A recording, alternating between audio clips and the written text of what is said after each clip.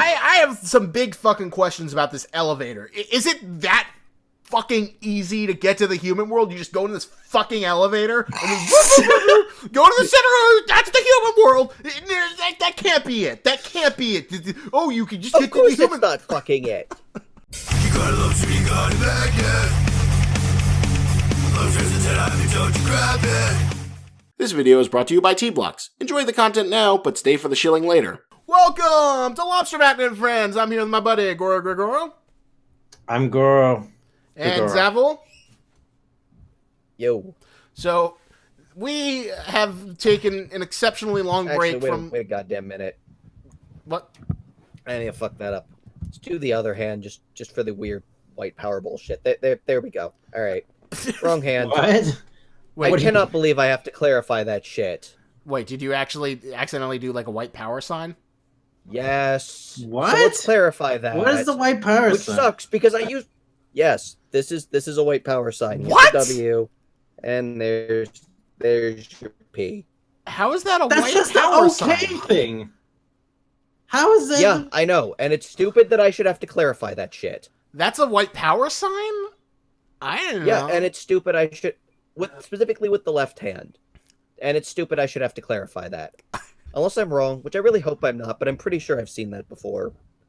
Interesting. So, anyway, away from white supremacy. Let's go away back. from the...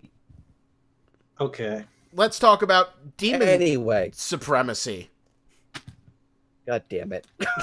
I don't like that I can't do this. I have to think about this now. I have to think about which hand I do, like, okay with.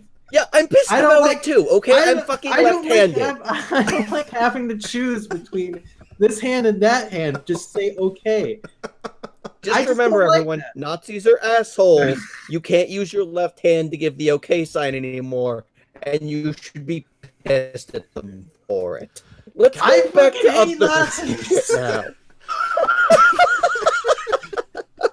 Oh my fucking god. Damn it. You gotta admit though, Alright. that's pretty smart though. Like It's if not you're, smart. if you're an evil It's like not. It's fucking not. Everyone It's just uses the fucking confusing okay now. sign, motherfuckers. And I'm pissed about it. I didn't even no idea that was even a thing. Okay, back on track.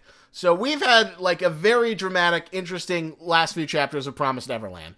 So guys, what did you think about the recent revelations that we've gotten in this string of 3 chapters? Would a William Minerva sign then be like this? And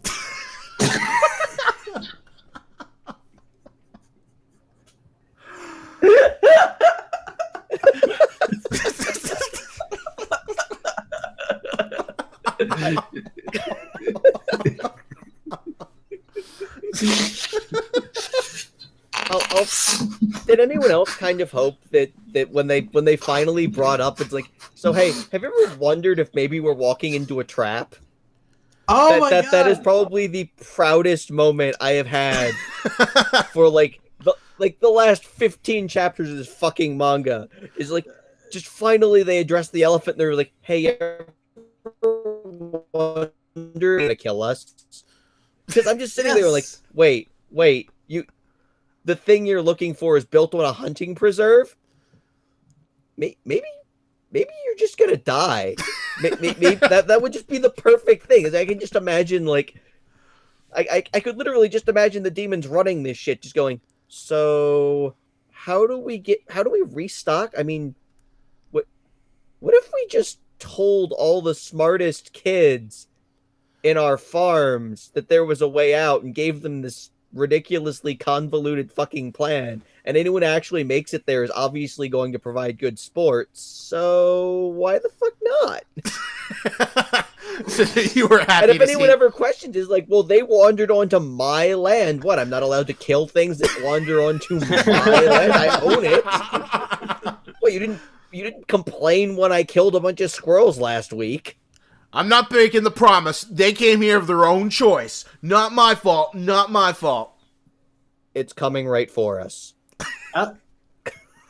you know, sort of speaking of that, I like what you just said, Lobster. I I kind of am a little bit surprised that William Nerva has this really hands-off approach of like, I don't want you, you kids get to decide what your future is. You can either stay in this, prison hellhole of a dimension. You can, secretly secretly escape the demon world, or you can start a rebellion and have millions die. I have some big fucking questions about this elevator. Is it that fucking easy to get to the human world? You just go in this fucking elevator and go to the center. That's the human world.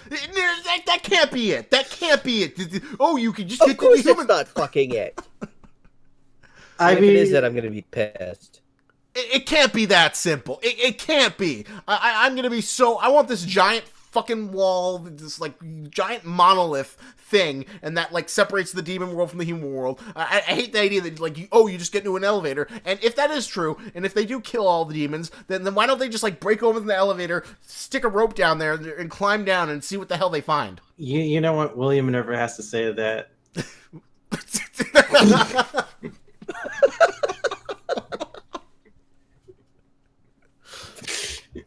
But it sounds like wait.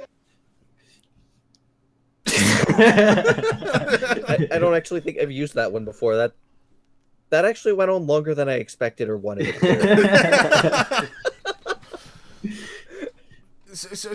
Because like it seems to me that like, what was I gonna say? That like the implication that we get in like the big reveal is that like this hunting preserve was originally built by the William Minerva Resistance Organization, because as it turns out, there is something like Battlestar Galactica where there's this family that is inherited the truth of the world, or they're responsible for maintaining the promise, and they're the ones who originally orchestrated it. And I guess they like have this meeting center for the demons where they meet up every couple of years or whatever, right?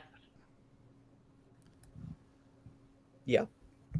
Sorry, can you explain that to me again? I just kind of like got lost in a train of thought. Okay, so in the Battlestar Galactica remake, humans and Cylons have a war, then the Cylons run off into space, and then they never come back. And then the humans, they have this like space station, which is like this neutral zone, where every year the humans come to check in on the Cylons and like keep their peace with them. And then eventually the Cylons come back, and then the Cylons are like human. And then then they kill all the humans. So I feel like that there's like this mediator ground that the humans and the demons have, and then the William Minerva family, who were the original creators of the Promise, are responsible for maintaining that mediation. Interesting. That's what this chapter gave me the impression of. Yeah. But somehow, like, William Minerva was betrayed by humans or demons. We don't really know the details. Obviously, that's story details to be filled in later. And, the hunting preserve was taken over by, Norway was taken over by, Archibald, what's his name? Not Lewis, Lord Bayon. And that's something Lord Bayon, assumingly, has some sort of ties to the human world. I mean, I guess. It would explain why the fuck he built a hunting reserve directly on top of, like, apparently the only fucking way in and out of the human world, I guess. Well, no, the thing that they said in the chapter is that, like, the hunting preserve was originally, like, supposed to be, like, a human colony that was, like, supposedly, like, a bigger version of, like, the shelter that they found, where all the little kids are right now. But then it eventually gets taken over, and then after William Minerva's betrayed, that, after William Minerva's betrayed, it's taken over by the demons, and it just so happens to be conveniently located under his plantation that he owns. Yeah, that was pretty convenient. I'm just getting like this elevator thing, like all this like golden water stuff that like bounces off things. The golden hologram water. I feel like it's getting back into kind of lost territory again. Like this is like building up all these like inconsequential mysteries, like more and more a little bit. I don't know if I'm a big fan of some of these these things that have happened so far in Promised Neverland. I don't. I, Hate, I like the info dump of it is an interesting info jump, and it's much better than we're not getting it from Songju and Musica because fuck them. God, yeah. But I don't know. What I really want to see from the series right now is I want to see a tense cat and mouse game where like the little teenage children have to fight Lord Lewis and his little lemur monkey, and Lewis kills like half of them, and he's just so overpowered that like they can't do anything, and they have to like try and think of clever and sadistic ways to like try and injure Lewis, but Lewis is just that so badass and smart that he's always 10 steps ahead of him. That's what I want. I want like 20 chapters of that. You know what I really want from this series right now? And then once that's dealt with, they can like deal with all the William Minerva, stuff in the doors and whatnot. I want to go back to Phil and Grace. I'm serious. I am serious. I've wanted this from like very long ago. I wanted to see like little Phil's perspective of like how to outsmart Mama. Isabel, why are you so Isabel. desperate for Phil? Why do you think Phil's going to like provide such a brilliant storyline? Because he's been severely underestimated by like almost everybody, and we finally get to see his thought process and like how to save the other kids, like how to plan out an escape, like what. I don't know. Maybe he'll gather up some new intel from the demons or something. Well, it looks like we've Just like a little brief, side story of like Phil and the other kids. I think it would be kind of nice. Well, it does look like we're gonna get my Metal Gear Solid arc where Emma and co have to like sneak back into Grace Field. That's what I really want. I want a little Metal Gear Solid arc where she's like hiding behind test tubes for like demons that are just doing normal demon stuff. That's what I want. I guess. You don't think that would be cool? She's like hiding in beds, looking around corners, and then she's like she sees the draft demons, and the draft demons are on like break or something. Like, do you think she can just go back in the way she came? Like, What? And then she has to smoke a cigarette to like reveal the fucking laser tripwires. I wouldn't be opposed to it. I would not be opposed to it. She can hide in a cardboard box. It would be great. It would be great. I'm curious whether if anybody's Gets her watching hand cut this. off and replaced with a demon hand, and then it slowly takes over her mind because that makes all the fucking sense in the world. You motherfucker! I cannot believe you had me play that game. Yeah, Kojima does some crazy shit. Yeah. Fuck you. All you have to do is unplug your controller and replug it into the second slot, right?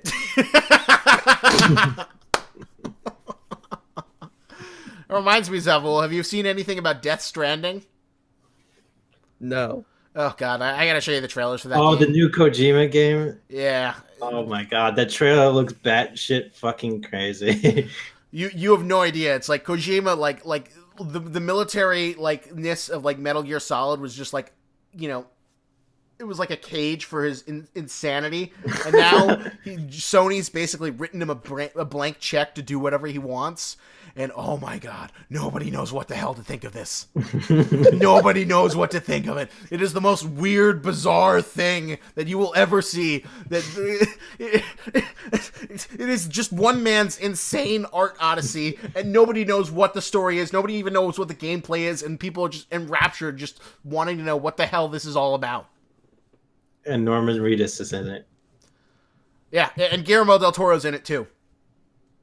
There's like a whole trailer where Guillermo del Toro's like hiding from like these like, freaking entrail covered tanks, and he's got this baby in his like little thing. Shit, that thing. Yeah, that thing. Jesus Christ. Yeah, I don't remember that fuck, part. yeah, I want to play the shit out of that. Did you see the most recent one where like the guys are like, being drawn into the air by invisible Cthulhu monsters, and then one guy like is so like scared he like stabs himself? Okay. Yes, I remember that part of the trailer. But Guillermo del Toro was in that one? No. There's been 3 Death Stranding trailers. There's the very Oh, first there's one where Norman 3. Reedus is naked and then he's got like crying and he has a baby. Then there's the second trailer with Guillermo del Toro hiding from the intestine tank. And then there's the third trailer where Norman Reedus and like they've got like these robots on the side of their freaking shoulders that are going and they're like these invisible Cthulhu monsters that are just dragging people off to their doom. And there's this great scene where this guy starts floating in the air and he's just starting flipping out that he like, you know, he just takes a knife and just like stabbing himself in a desperate bid to kill himself before whatever horror can befall him. I haven't seen that one, motherfucker. You need to link that to me. Yeah, I will. Like, if you love Lovecraft, then I have no idea if there's a love. It feels very, very Lovecraftian. I'll link it to you. It's an incredible. Link it to me immediately. Okay. After we're done with this, I'll send it to you. It's amazing. Nobody knows what it means, but you know. And I somehow don't care. I will play this anyway. Well, anyway. That was a big tangent. Back to... So, Goro, you're getting a little bit nervous about all the Lost stuff. Zavil, you seem to be a little bit more okay. You seem a little bit more engaged right now. Look, I mean, it's better than we were like 10 chapters ago. So, I'm happy. And I mean, Goro, most things were better than 10 chapters ago. we are back on a slow upward climb, and my interest is slowly returning. So, they have my goodwill. It's not a ton, but where this goes. So, fuck it. I'm back on the hype train. Even if I'm just kind of hanging on with one hand. I'm kind of like on the okay train. I want Mr. Meat Kid to do something. I have this whole backstory in my head for like Mr. Meat Kid. You remember Mr. Meat Kid when we saw? I'm just fucking happy they're self-aware enough that they actually pointed out the manga. Cause like, so this might actually be a trap. Has anyone considered that? Like, that is really, honestly, what bought me so much goodwill. It's like, oh, okay. You're self-aware enough that you at least recognize that and what this looks like from the outside viewer. Yeah. So I'm willing to let you go with this and see what happens. That's interesting. That's all it takes to like buy some goodwill for you is just the fact that like to acknowledge the fact that you know that they're that this is a huge fucking step considering fucking Musica, okay? I love our mutual hatred of Musica. She is the weirdest demon I have seen so far. She makes no damn sense. Literally everyone else is just like a collection of weird horrors and just like giraffe monsters or like disturbing body image and shit. It's like, and then she's like, "Oh, but I'm slightly moe and tiny." Look, unless you eat a motherfucker, okay? Yeah, I'll give you that. I do not disagree with any of that. Like, what version of like Monster Evolution did she follow? Is she the one that just like just kind of like stood outside your house and knocked politely during the rain and then decided to eat you if you came outside? Oh my god! Was that her fucking evolutionary path? Because everybody else seems really kind of driven on like the whole just grab and stab principle here. Oh my god, what if she's like a half-breed between demons and humans? That would be so effing lame. I hope that's not true. Unless you can sell it to me. I am going to stir there. That is, I would be so unhappy if that was true because yeah, me too. Once you can breed with your food, it ain't food anymore. Although, well, I kind of wonder though, like, what's to stop the humans from just kicking the demons' ass? Because we did get that image where, like, they implied that, like, you know, you could start a whole new war, and they have this image of, like, modern-day troops, like, you know, with their guns against the demons. And right now, it doesn't really seem like the demons have anything that special.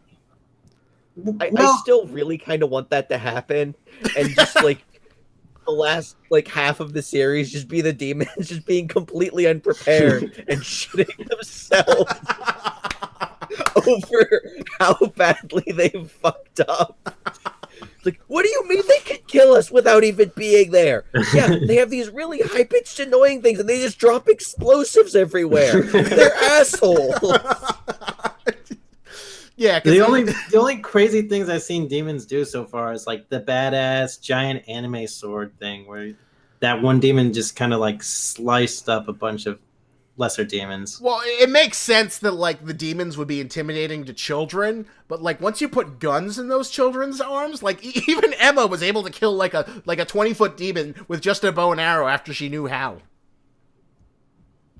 Yeah. As long as we have their weakness, like there's nothing really stopping humanity, I think, from just outright slaughtering them all, I think. Yeah. I guess what Isaac is suggesting here is we want to see a crossover between what the Beast of No Nations and fucking this.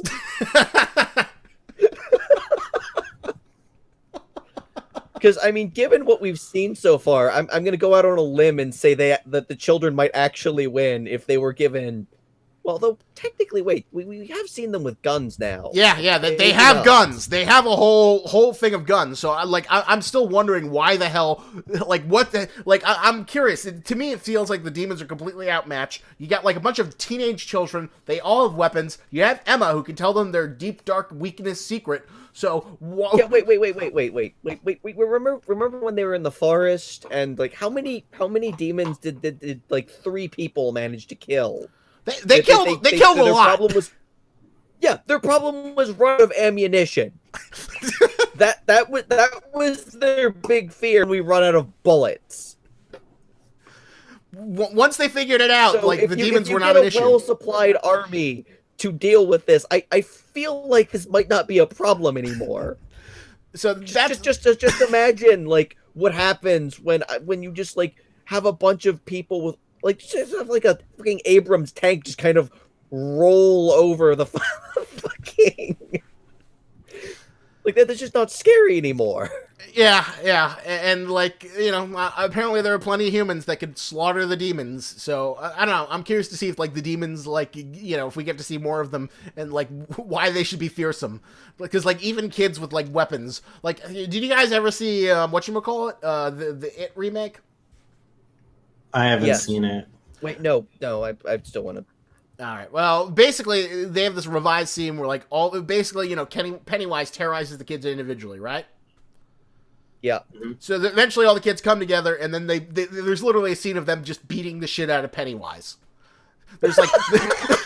They're all together, and it's like a 5-minute sequence, and they all got their, like, you know, their little clubs and spears, and they are just, like, kicking the shit out of him. And he keeps on transforming, but he can't do anything because there's so fucking many, you know, there's like 6 kids. You know, Pennywise is not built for this, even though he's this immortal spider monster. And they literally just keep on beating the shit out of him until they, like, knock him down a sword drain. I think they may have just had to, like, do it that way, because I think the book was, like, some sort of, like, psychic warfare bullshit. How the fuck you explain that in a movie?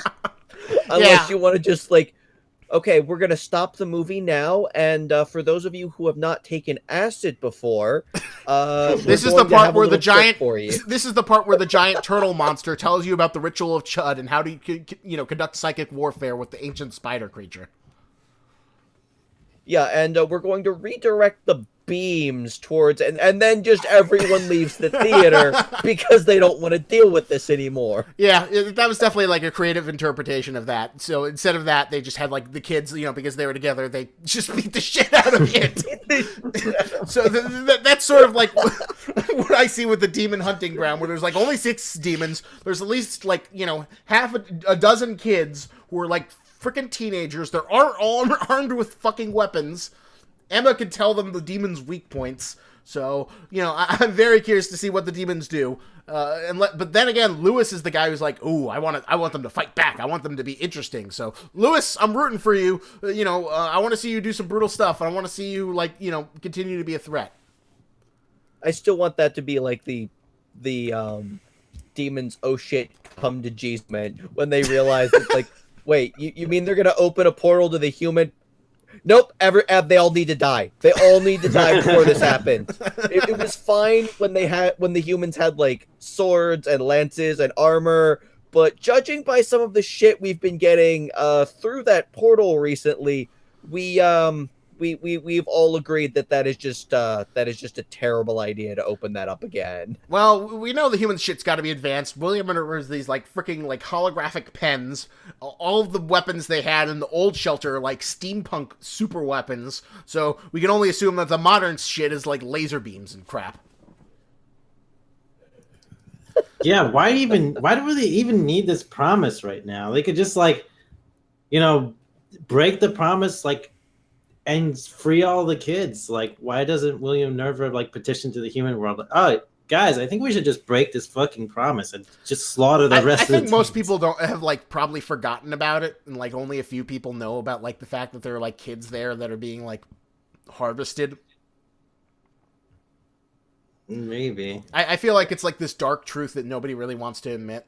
It also kind of reminds me of like in Attack on Titan in the most recent thing. Spoiler for Attack on Titan, who cares? They introduced this family, which is I care, blah, blah, all right, blah. fine. Oh. I won't use it. They introduced this family that's kind of like the William Minerva family. And, like, they have, like, a big moment most recently, and I kind of wonder if it's, like, something similar to that, where, like, the William Minerva family knows the history of the world, while everyone else doesn't, and they're just kind of oblivious to, like, the child farms. And you know what? Let me just get this out there. I have a theory about my favorite new character, Mr. Meatman. Mr. Okay. Meatman. Who's that? You remember that child who's just, like, he has, like, these incredible Hulk arms? Oh, yeah, that guy. Just as I like to call the unnamed man Rufio, I call that child Mr. Meatman. So now, Mr. Meatman, my theory is that he's actually, like, if you notice, he's got, like, a little symbol on his, shoulder, as opposed to a number. So far, everyone from, like, Glory Bell, Grace Fields, all the other houses, all have numbers. But this guy's got a symbol. So I think he came off of the plantation where they don't, like, grass feed the kids and let them run around and get educated and smart for extra tastiness. He's just, like, this factory raised kid who was, like, set there and, like, fed hormones and, like, steroids to, like, make him extra muscular. But then the poachers, because they did say the poachers raid the mainstream mass-produced farms, like, the poachers took a few of them and then brought them to the preserve, and Mr. Meatman was educated by the smarter kids, and now he's like their brute strength enforcer. And the reason why he looks so freakish and strong is because he was like raised with like steroids and things to like make him more meaty and give him more meat. Yeah, sure, I'll buy that. I mean, yeah. I mean, it sounds about right for this series. If it has the guts to go there, sure. I just hope Mr. Meatman is just like this like brutal, strong like guy who's like kind of simple, kind of like a yes, George. Okay, George. I'm gonna hit the demons now, George. I'll go pet the rabbits, George. I want to pet the rabbits, George. Max House. I hope he does Max House. Max House? Well, from Wolfenstein. I explained that in our last review. There's this character in the Wolfenstein games named Max House, who's like this big, strong guy, but he's got like a deformity, so he's kind of like mentally handicapped. From the new Wolfenstein games? The new Wolfenstein, the most recent one, New Colossus and New World Order. Max House. Max House. He just says his name. House, I think in German is house. What'd you say, Zabel? So like Hodor. Yeah, pretty much. All right, that's even better comparison. Mr. Meat Boy can be the series Hodor. Hodor kid. Do you think that's your? All right, let's decide this right now. Are we calling him Mr. Meat Boy or Hodor child? I mean, Hodor just sounds less of a mouthful. Okay, he's Hodor. I do like the alliteration of Mr. Meat Child. Mr. Meat Child. Goro, do you have an opinion on this this incredibly important issue? Don't care. What about? Trying to come up with something clever, but I can't right now. Hodor sounds pretty good. Mr. Meat Child is also a nice touch. All right, I like Mr. Meatchild. All right. I like saying Mr. Meatchild. Mr. Meatchild. All right, so here's a question for you people in the comments. What do you like better, Hodor Child or Mr. Meatchild? You will be the final arbiter. Zavul and Goro can't quite decide, so let us know down in the comments below what your decision is for what we will refer to this. And thank you to everyone who calls the unnamed man Rufio. We made it a thing to like the three couple people who watch this. That guy is Rufio. We made it a thing. I still call him that guy. Like, shouldn't Lucas have at least called him by name by now?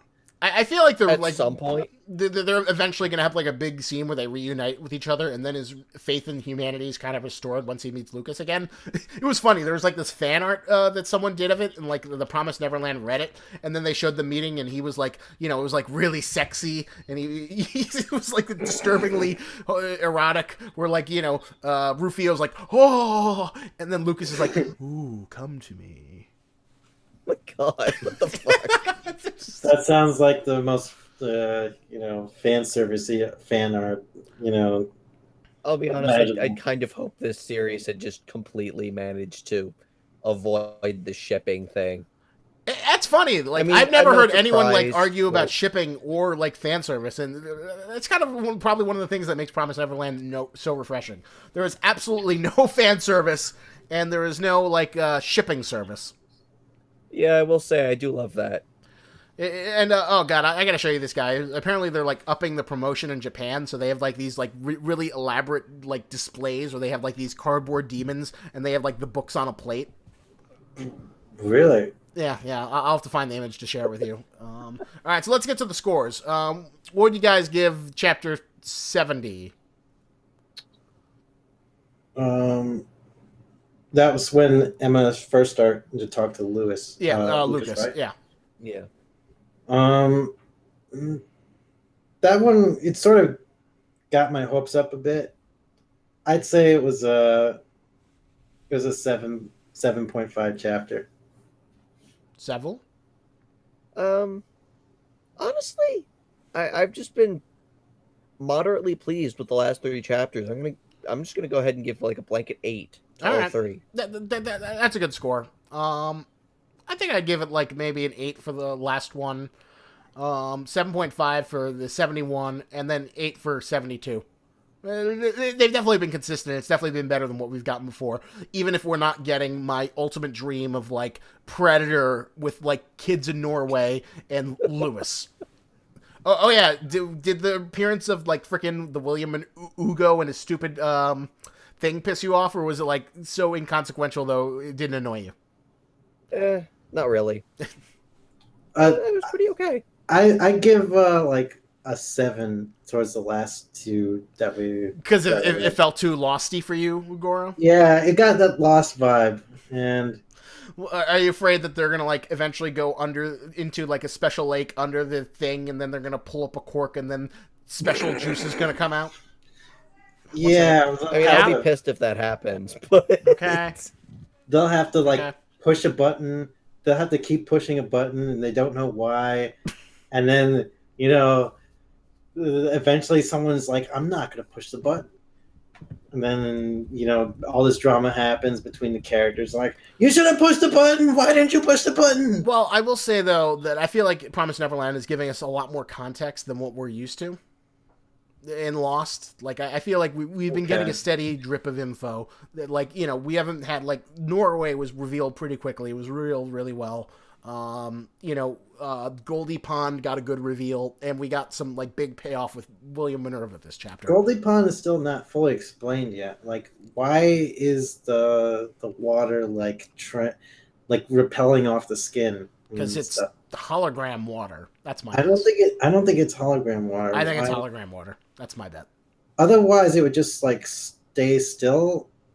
It wouldn't like splash around, right? Because the water still splashes around when they move in it. It's really advanced hologram water. That feels like the most useless thing to ever invent. I mean, he's not wrong. He's not wrong. Zavul, do you have an opinion about the hologram water? If it was just water, I could. look, if water, I would say maybe that's fine. I mean, just to kind of keep people out of it, I guess. But if it's a giant fucking gold lake, it's like that. Why draw attention to your God fucking? I mean, I guess you already have the floating platform. What the fuck ever. Yeah, a floating platform, I'm curious to know what and the there's an ever-loving elevator. fuck. But and there's like an old-fashioned elevator in there that is just like so losty. Like that is like the most losty thing that I read in the manga. Just like the old-fashioned elevator, the old-fashioned telephone inside this like floaty platformy building thing. Like it just feels like none of the designs like make any logical sense, and is trying to like add a shroud of mystery to something that doesn't need a shroud of mystery. I will say the thing that annoyed me is I hate the idea that you can just get to the human world from an elevator. I'm not a fan of that, and I'm hoping they've given a good explanation for that. And the elevator is inside the building that's floating, so it's an elevator that's going through like some kind of interdimensional portal, probably.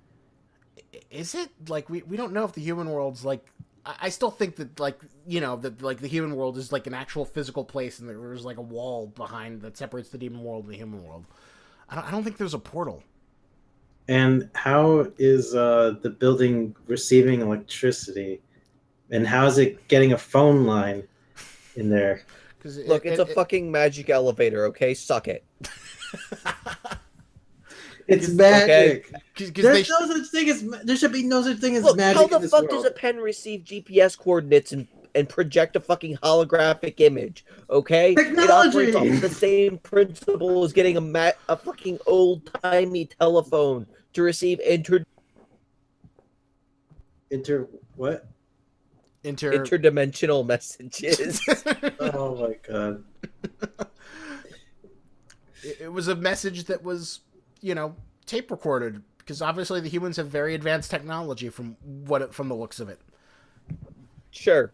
Go with it. Everything we've seen is implying that the humans have like really advanced technology, while the demons are kind of like. But it's like these are things that just make the world feel less believable in a sense. I want it to feel like a little bit more believable and less like super like, ooh, wow, what's this random stuff going on here? Fantastical kind of stuff. Well, they did say that like, this is basically built to be like a colony / safe haven. So, and we've seen the shelter. So that explanation is a little bit better than explaining why the Norway place was there. That makes somewhat more sense, and I'm glad that's in there. But just things like the elevator and the water, the gold water that just repels off human touch. It's just hologram weird. water, man. It's holograms. Who knows? Maybe it's magical demon killing water. Oh, maybe that's it. Maybe it's demon killing water. Then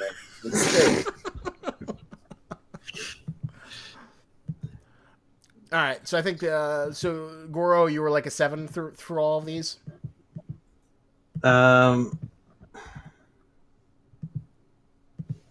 Yeah, and I guess I did like the little phone call with William and Nerva. And he's just like break the promise or secretly get out of the portal. The choice is up to you. I want to give you the power to choose your future. Interesting. Yeah, well, hopefully we'll get to that final arc where the U.S. military comes and kills all the demons with their that is the one kind of shark jumping that I would still continue to read this manga. Yeah, that would be pretty awesome, actually. There should be just I want there to almost be right now like humans versus demons killing like arc. I want that arc to happen like really soon. Well, hopefully we'll get the mini version of that once we get the death match between like the U19 kids and frickin' Lewis. I like which how we're calling is them still B19 the kids. worst fucking name for a demon ever. I thought you'd love that. Archibald Lewis. Just fuck that. Just like imagine like this horrifying monstrosity just like bursting through and just like I don't know, coming out of your closet or just like crashing through your window. It's like, hi, my name is Archibald Lewis. I hunt human beings. I own a hunting preserve, and for some reason, I have chosen the swankiest fucking human name I could come up with, even though I eat human beings. And have an indescribable, unpronounceable language that we have seen in the fucking manga text. Maybe he thinks it's scary. Maybe he made his fortune on demon bitcoins, and now he's just like, I'm going to be, Archibald Lewis. Maybe. I fucking got... No, it's like... Maybe he's like the evil white guy who, like, appropriates African-American culture, and he's like the demon who appropriates human culture. What the fuck? You ever see Bamboozled? They have this whole scene where they have this like white television executive who's like telling all the black people, "Oh, I'm more black than you, and I can use the N word." And he like culturally appropriates to an obnoxious degree. And maybe Lewis is like that. He's like culturally appropriating from the humans. that is not played. That is not played up at all. Culturally appropriating from a cow.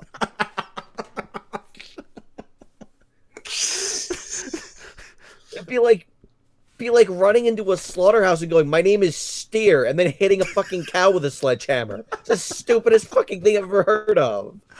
I still like the name Lewis. Fuck you. All right. I mean, I'm pretty neutral on Lewis. I don't care either way. I'm sorry.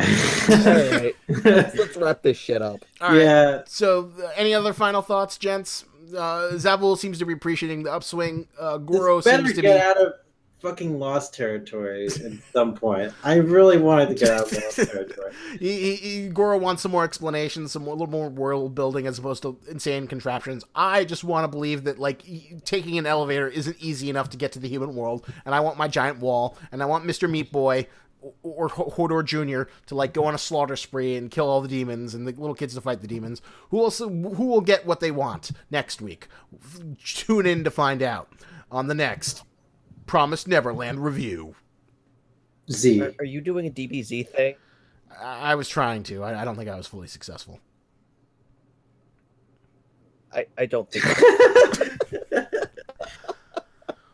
All right. So thank you for hanging out with us. Lack the guitar riffs.